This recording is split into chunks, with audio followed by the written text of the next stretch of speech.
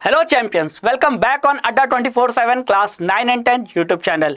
Education वो tool है जिससे आप अपने इंटरेस्ट फील्ड में एक प्रॉमिसिंग कैरियर बना सकते हैं और one of the best example हो सकता है कैरियर के लिए, वो है इंडियन आर्मी। जी हाँ, इंडियन आर्मी आपको सिर्फ एक जॉब प्रोवाइड नहीं करती है, वे ऑफ लाइफ प्रोवाइड करती है जिसमें आप अपने मदरलैंड के लिए सर्व करते हो और एक सेटिस्फैक्टरी लाइफ जीते हो।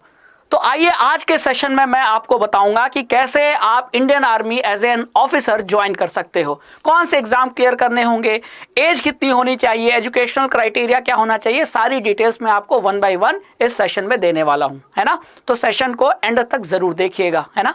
तो अगर हम बात करें इंडियन आर्मी की, तो Indian army is a part of Indian armed forces. Indian armed forces के 3 ब्रांचेस हैं। एक ब्रांच है आपकी इंडियन आर्मी यानी थल सेना जो जमीन पर लड़ाई करती है ना। फिर अगली है आपकी वायुसेना इंडियन एयर फोर्स जो हवा में लड़ाई करती है, और तीसरी है आपकी जल सेना यानी इंडियन नेवल फोर्स जो जल में समुद्र में लड़ाई करती है ना। अगर हम बात करें इंडियन आर्मी की, तो इंडियन आर्मी इन तीनों सेनाओं में, इन तीनों ब्रांचेस में सबसे ज्यादा जो पॉपुलेशन, सबसे ज्यादा आर्म्ड पर्सनल की जो स्ट्रेंथ है वो इंडियन आर्मी में ही है, इंडिया के आर्म फोर्सेस में अगर कंपेयर किया जाए, है ना। अब बात कर लेते हैं कि अगर आप इंडियन आर्मी में एज एन ऑफिसर ज्वाइन करते हो तो आप किस रैंक पे ज्वाइन करोगे, है ना। तो मैं आपको रैंक बता देता हूं। तो आप यहां देख रहे हो सबसे बेसिक जो रैंक है वो है लेफ्टिनेंट, ठीक है, जिसे हम ल्यूटेनेंट भी कहते हैं। तो अगर आप इंडियन आर्मी में ऑफिसर अपॉइंट हो गए तो सबसे पहले जो रैंक आपको दी जाएगी वो होगी ल्यूटेनेंट। ल्यूटेनेंट के बाद प्रमोशन करके आप कैप्टन बनते हैं, कैप्टन के बाद मेजर बनते हैं, मेजर के बाद लेफ्टिनेंट कर्नल बनते हैं, फिर कर्नल बनते हैं, फिर ब्रिगेडियर बनते हैं, फिर मेजर जनरल बनते हैं, फिर लेफ्टिनेंट जनरल बनते हैं और फिर आते हैं जनरल, जिसे chief of the army staff भी कहा जाता है, ठीक है। तो आपकी अगर एंट्री होगी तो एज एन ऑफिसर आप लेफ्टिनेंट रैंक पे अपॉइंट होगे। क्लियर। तो ये तो बात हो गई आपके ऑफिसर रैंक की, है ना। अब अगर लेफ्टिनेंट बनना है इंडियन आर्मी में तो आपको एग्जाम क्लियर करने होंगे, है ना। तो वो कौन कौन से एग्जाम है तो वन बाय वन मैं आपको डिटेल में बताता हूं। सबसे पहले जो एकदम स्टार्टिंग अर्ली एज में आप जो एग्जाम क्लियर करके ऑफिसर बन सकते हो इंडियन आर्मी में, वो एग्जाम है एनडीए का। जी हाँ, नेशनल डिफेंस एकेडमी। ये एकेडमी खड़कवासला जो कि पुणे के पास है, ये एकेडमी वहां एस्टेब्लिश्ड है और एनडीए का एग्जाम साल में 2 बार कंडक्ट कराती है यूपीएससी। जी हाँ, यूनियन पब्लिक सर्विस कमीशन। तो एनडीए का एग्जाम साल में 2 बार कंडक्ट होता है और इस एग्जाम को क्लियर करके, एसएसबी इंटरव्यू क्लियर करके आप as an officer Indian army में ज्वाइन कर सकते हो। तो जो ऐसा कि आप यहां देख रहे हो एनडीए 1 एनडीए 2, तो ये 1-2 का मतलब है कि यूपीएससी हर साल 2 बार एग्जाम एनडीए का कंडक्ट कराती है। एक रिटन एग्जाम होता है, उसके बाद फाइनल एसएसबी इंटरव्यू होता है, इंटरव्यू के बाद मेडिकल होता है और फिर मेरिट लिस्ट में अगर आपका नाम आ गया तो आप एनडीए के ज्वाइन करके आप एज एन ऑफिसर ट्रेनिंग के बाद ज्वाइन कर सकते हो इंडियन आर्मी में, है ना। तो ये हो गया आपका एनडीए। लेकिन एनडीए एग्जाम देने के लिए आपके पास एलिजिबिलिटी क्राइटेरिया क्या होनी चाहिए, है ना। तो अगर एलिजिबिलिटी क्राइटेरिया की बात करें तो सबसे पहले आप इंडियन सिटीजन होने चाहिए, ठीक है। और भारतीय नागरिकता के बाद आप अनमैरिड होने चाहिए, चाहे वो मेल हो या फीमेल हो। जी हाँ, पहले केवल मेल के लिए अलाउ था, लेकिन अब सुप्रीम कोर्ट ने फीमेल्स को भी अलाउ कर दिया है कि वो एनडीए ज्वाइन कर सकते हैं। लेकिन मेल और फीमेल दोनों अनमैरिड होनी चाहिए और उनकी एज 16.5 से 19.5 ईयर्स के बीच में होनी चाहिए। तो अगर आपकी एज 16.5 से 19.5 ईयर्स के बीच में है, ठीक है, और अगर आप 12th अपीयरिंग या पास्ट स्टूडेंट हो तो आप एनडीए का एग्जाम दे सकते हो, ठीक है।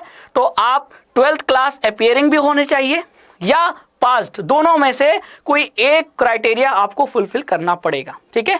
तो आप अगर 12th क्लास अपीयर कर रहे हो या पास कर चुके हो, अगर आपकी एज 16.5 से 19.5 है और अगर आप इंडियन सिटीजन हो तो आप एनडीए का रिटन एग्जाम जो कि यूपीएससी कराती है वो आप दे सकते हो। रिटन एग्जाम के बाद एसएसबी इंटरव्यू और एसएसबी इंटरव्यू के बाद मेडिकल और मेडिकल के बाद मेरिट लिस्ट बनती है, फिर आपका फाइनल सिलेक्शन होता है, ठीक है। तो बहुत अर्ली एज में आप एज एन ऑफिसर ज्वाइन कर सकते हो बाय गिविंग एनडीए एग्जाम, है ना। तो 12 के बाद जो बच्चे आईआईटी नीट की प्रिपरेशन करते हैं उनको ये भी ध्यान रखना है कि इससे बेटर अपॉर्चुनिटी है आप इंडियन आर्मी के लिए प्रिपरेशन करें और एज एन ऑफिसर इंडिया को सर्व करें। ठीक है, फिर आगे चलते हैं। अगर आप 12th लेवल पे, इंटरमीडिएट लेवल पे अगर आप इंडियन आर्मी में ज्वाइन नहीं कर पाते एज एन ऑफिसर, तो आपके पास ग्रेजुएशन में एक मौका फिर दिया जाता है। और ग्रेजुएट जो इंडिविजुअल्स हैं उनके लिए यूपीएससी एक और एग्जाम कंडक्ट कराती है जिसका नाम है सीडीएस, कंबाइंड डिफेंस सर्विसेज। और इस एग्जाम को कंडक्ट कराने की भी रिस्पॉन्सिबिलिटी यूपीएससी की है। और ये सीडीएस एग्जाम भी यूपीएससी साल में 2 बार कंडक्ट कराता है, सीडीएस 1, सीडीएस 2। ठीक है, तो जैसा एनडीए साल में 2 बार होता है तो सीडीएस का भी मौका साल में 2 बार होता है ना। तो 2 times in a year CDS 1 and CDS 2 conducted by UPSC. ठीक है, और ये एग्जाम ग्रेजुएट पीपल के लिए है। मतलब जो ग्रेजुएशन, जो 12th में एनडीए एग्जाम अगर बाई चांस क्लियर नहीं कर पाए तो उनके पास एक मौका और है इंडियन आर्मी में ऑफिसर बनने का, वो है बाई क्लियरिंग सीडीएस एग्जाम। अब इसके लिए एलिजिबिलिटी क्राइटेरिया क्या है मैं बताता हूं। First of all you should be a citizen of India. ठीक है, नेक्स्ट अगर बात करूं एज की, तो आपकी एज 19 to 24 ईयर्स होनी चाहिए, है ना। अगर आपकी एज 19 to 24 ईयर्स है तो आप इस सीडीएस एग्जाम को दे सकते हो और इंडियन मिलिट्री एकेडमी जो कि देहरादून में है वहां आप ज्वाइन करोगे और आपकी ट्रेनिंग होगी। तो यहाँ भी एग्जाम रिटन होता है, फिर एसएसबी इंटरव्यू होता है, फिर मेडिकल होता है और फिर मेरिट लिस्ट में आपका नाम आया तो फिर आप आईएमए एकेडमी जो कि देहरादून में है वहां आपकी ट्रेनिंग होगी और ट्रेनिंग के बाद एज एन ऑफिसर आप इंडियन आर्मी को ज्वाइन करोगे, है ना। तो ये चीज बहुत ध्यान रखने वाली है, एज क्राइटेरिया क्या है। और सीडीएस एग्जाम को देने के लिए आपके पास बैचलर डिग्री होनी चाहिए या आप ग्रेजुएशन के फाइनल ईयर में होने चाहिए। ठीक है, तो ये ग्रेजुएट पीपुल्स के लिए ये एग्जाम सीडीएस बनाया गया है। तो 12th में है तो एनडीए का एग्जाम देकर ऑफिसर बन सकते हैं, और अगर आप ग्रेजुएशन में हैं, फाइनल ईयर में या ग्रेजुएट हो चुके हैं तो आप सीडीएस का एग्जाम देकर इंडियन आर्मी में एज एन ऑफिसर ज्वाइन कर सकते हैं। अगर एनडीए एग्जाम क्लियर करोगे तो आपके पास ज़्यादा चांस है कि जो इंडियन आर्मी में हायर रैंक है वहां तक पहुंचो, क्योंकि आप बहुत जल्दी सर्विस को ज्वाइन करोगे और ज़्यादा टाइम के लिए सर्व करोगे तो आप हायर रैंक पे पहुंचने का चांस भी ज़्यादा होता है। तो आपने देखा होगा brigadier, lieutenant general, chief of the army staff, है ना, ये अधिकतर इस पोस्ट पे कौन पहुंच पाते हैं, एनडीए क्वालिफाई करके जो इंडियन आर्मी ज्वाइन करते हैं वही पहुंच पाते हैं, है ना। नहीं तो आपके पास एक मौका और है सीडीएस। ठीक है, चलिए अब अगर बात करें एनडीए सीडीएस के अलावा वो ग्रेजुएट जो इंजीनियरिंग बैकग्राउंड से हैं, जी हाँ, जिन्होंने बीटेक या बीई, बैचलर ऑफ इंजीनियरिंग या बैचलर ऑफ टेक्नोलॉजी की डिग्री उनके पास है, सिर्फ उन बच्चों के लिए, स्टूडेंट्स के लिए एक मौका और है, एक तरीका और है ऑफिसर ज्वाइन करने का, वो है टीजीसी एंड एसएससी टेक। जी हाँ, टीजीसी का मतलब टेक्निकल ग्रेजुएट कोर्स और एसएससी टेक का मतलब है शॉर्ट सर्विस कमीशन टेक्निकल। ठीक है, अब ये क्या है, ये एक बाइफर्केशन है। बाइफर्केशन मतलब कि आप टीजीसी और एसएससी टेक एंट्री से भी इंडियन ऑफिसर ज्वाइन कर सकते हो, लेकिन यहाँ रिटन एग्जामिनेशन नहीं होता। तो फिर आप अगर बीटेक या बीई ग्रेजुएट है, इंजीनियरिंग बैकग्राउंड के अगर आप ग्रेजुएट हैं, तो आपका जो इंजीनियरिंग में जो जितने भी सेमेस्टर, आपका जो सेमेस्टर वाइज मार्क्स था उस बेसिस पे आपका यहाँ कट ऑफ बनता है टीजीसी और एसएससी टेक में। तो आपने 4 साल के बीटेक में आपने या 4 साल की बीई में आपने कितना सेमेस्टर वाइज मार्क्स लाया है उस बेसिस पे यहाँ एक कट ऑफ बनता है, और कट ऑफ के बाद फिर अगर आपका नाम आता है लिस्ट में तो फिर आपका एसएसबी इंटरव्यू होता है और फिर मेडिकल होता है और फिर आपका फाइनल मेरिट लिस्ट में नाम आ जाने के बाद आप सेलेक्ट होते हो। तो यहाँ एग्जाम तो नहीं है, लेकिन आपका बीटेक में सेमेस्टर वाइज जो मार्क्स आया कॉलेज में, यूनिवर्सिटी में, उस मार्क्स की बेसिस पे फिर आप डायरेक्ट एसएसबी इंटरव्यू के लिए जाते हो, जबकि एनडीए और सीडीएस में रिटन एग्जाम क्लियर करने के बाद एसएसबी इंटरव्यू के लिए जाते हो। ठीक है, तो ये एंट्री खास तौर से इंजीनियरिंग बैकग्राउंड के स्टूडेंट्स के लिए बनाई गई है ना, ओनली फॉर इंजीनियरिंग ग्रेजुएट। और इंजीनियर ग्रेजुएट कौन हुए, जो बीटेक या बीई करते हैं, क्लियर, उनके लिए ये 2 एंट्री खास तौर से निकलती है। ठीक है, टीजीसी एंट्री के लिए आपकी जो एज होनी चाहिए वो 20 to 27 ईयर्स होनी चाहिए। आप इंडियन सिटीजन होने चाहिए और आपके पास डिग्री या तो बीई या तो बीटेक होने चाहिए। अब दिमाग में क्वेश्चन आया कि अगर मेरे पास बीकॉम डिग्री है तो फिर मैं क्या करूं, तो क्या मैं टीजीसी एंट्री फिल कर सकता हूं? नहीं। तो अगर आप बीकॉम हो तो आपको फिर सीडीएस एग्जाम देना पड़ेगा। लेकिन अगर आपके पास बीटेक है तो आप सीडीएस एग्जाम भी दे सकते हो और बीटेक डिग्री है तो आप टीजीसी एंट्री भी फिल कर सकते हो। ठीक है। और एसएससी टेक के लिए अगर बात करें जो मेन वुमेन दोनों के लिए होता है, तो इसके में भी आपके इंडियन सिटीजन होने चाहिए। एज क्राइटेरिया 20 से 27 होना चाहिए और आपके पास अगर एजुकेशनल क्वालिफिकेशन देखा जाए तो आपके पास बीई या बीटेक की डिग्री होनी चाहिए। यानी कि अगर हम बीई और बीटेक वाले ग्रेजुएट देखें तो उनके पास एक एक्स्ट्रा ऑप्शन है। सीडीएस तो है ही, है ना, उनके पास टीजीसी और एसएससी टेक एंट्री भी है। और एक सिंपल ग्रेजुएट जिसके पास इंजीनियरिंग डिग्री नहीं है, वो बीए या बीकॉम या बीएससी है, तो वो सीडीएस एग्जाम क्लियर करके एज एन ऑफिसर ज्वाइन कर सकता है।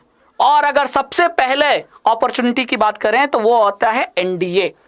तो अर्ली अपॉर्चुनिटी एनडीए आपको देता है ना। एनडीए मिस हो गया तो फिर आपके पास सीडीएस है, फिर आपके पास अगर टेक्निकल ग्रेजुएट हो तो टीजीसी है, एसएससी टेक है। ठीक है। और मैंने आपको इसके बारे में जो भी एलिजिबिलिटी क्राइटेरिया है वो भी डिटेल में बता दिया। ठीक है।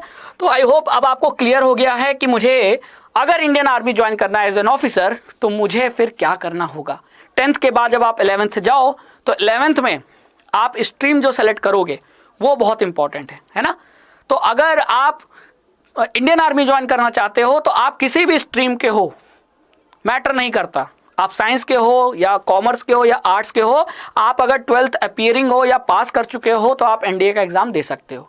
लेकिन अगर आप एयरफोर्स या नेवी ज्वाइन करना चाहते हो by giving NDA exam, then you should belong to science stream with PCM.